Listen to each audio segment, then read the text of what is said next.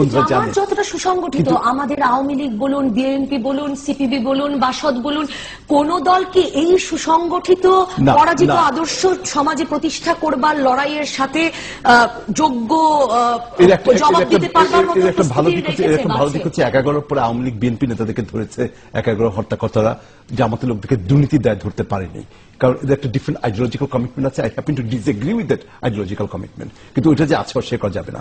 কিন্তু আমি যেটা বলছি, জামাতের রেকর্ডকে ডিফেন্ড না করে, এবং জামাত বিভিন্ন জায়গায় ঢুকে পড়েছে কিনা, জামাত রাষ্ট্র ক্ষমতা দখলের পরিকল্পনা করছে কিনা আমি জানি না, আমি অবাক হব না যদি তাই হয়ে থাকে। ফলে আরাফাতের সাথে এখানে আমার দ্বিমত করার কোনো কারণ নেই।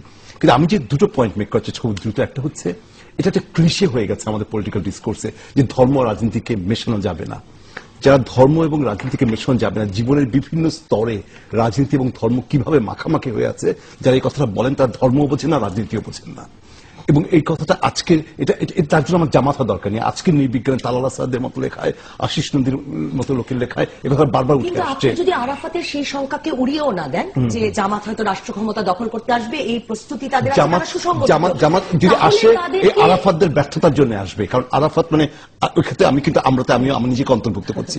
আমরা যারা সেকুলার ফোর্স, আমরা যারা সেকুলার ফোর্স, আমরা এতবার দেউলিয়াপনার প্রমাণ রেখেছি, রাজনৈতিক, অর্থনৈতিক, নৈতিক দেউলিয়াপনার, সেখানে এই খালি স্পেসে জামাত যদি আসে এর দায়িত্ব আমাদের নিতে হবে। কিন্তু মুক্তিযুদ্ধের কথা বারবার আমরা বলি, আরাফাত আপনি যে সরকারের সমর্থন করেন বিভিন্ন টেলিভিশন চ্যানেলে, সেই সরকার যে শিল্পমন্ত্রী দিলীপ বড়ুয়া 71 সালে তার রেকর্ডের কথা জানেন, তার পার্টি পূর্ব পাকিস্তানের কমিউনিস্ট পার্টি মার্ক্সবাদী লেনিনবাদী তখন ভাগ হয়ে গেছিল, সাম্যবাদী দল হকির নেতৃত্বে যারা গেছেন, যেখানে আজকের ওয়ার্কার্স পার্টি বিমূল বিশ্বাস ছিলেন, যারা সরাসরি ভাবে বলেছেন এটা ভারতীয় রুশ ভারতের আগ্রাসন মুক্তিযুদ্ধটা। আর দিলীপ বড়ুয়া কি বলছেন জানেন? দিলীপ বড়ুয়া বলছে 71 মুক্তি হচ্ছে দুই কুত্তার কামড়া কামড়ি। তিনি আজকে বাক্যের প্রথমে একবার বলেন বঙ্গবন্ধুর কন্যা জয়ন্তী শেখ হাসিনা, বাক্যের মাঝখানে বলেন শেষ একবার বলেন, তাকে আপনার মন্ত্রিসভা বের করে দেন না। যারা আদর্শগতভাবে তখন পাকিস্তানের পক্ষে ছিলেন। আচ্ছা, ফরগেট অ্যাবাউট দ্যাট। আমরা কোন ইস্যুতে কথা বলছিলাম, যে ইস্যুটি উনি উঠিয়ে আমরা রাখতে চাইছিলাম, বলতে চাচ্ছিলাম যে আমি ভুলে গিয়েছিলাম দিলীপ বড়ুয়ার যে বিষয়টি।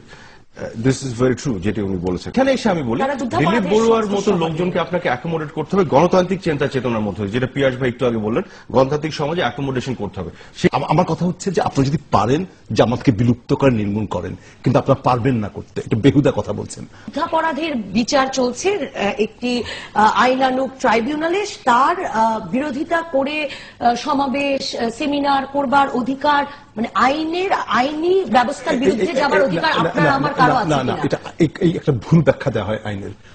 আইনে আমি যুদ্ধাপরাধের বিচার চাই না এই কথা বলা অধিকার জামাতের আছে, কিন্তু জামাত প্রেস ক্লাবে সেমিনার করতে গেলেই তাকে আমি আটকে দিব, তার অফিসে তালা মেরে, সেটা হতে পারে না। এবং এটা কোনো আইনে অ্যালাউ করবেন না, আইনে দেখাতে পারবেন না আর কি। এবং আইন এবং যুদ্ধাপরাধের ট্রাইব্যুনাল নিয়ে আগামী কয়েকদিনে আরো অনেক কিছু চমকপ্রদ খবর আমরা পাবো, যার ইঙ্গিত পাওয়া যাচ্ছে ইতিমধ্যে, সেটা আমি আর ক্যামেরার সামনে এখন বলছি না। কিন্তু আপনি যুদ্ধাপরাধের বিচার চাই না বলা কিন্তু আইন বিরোধী না।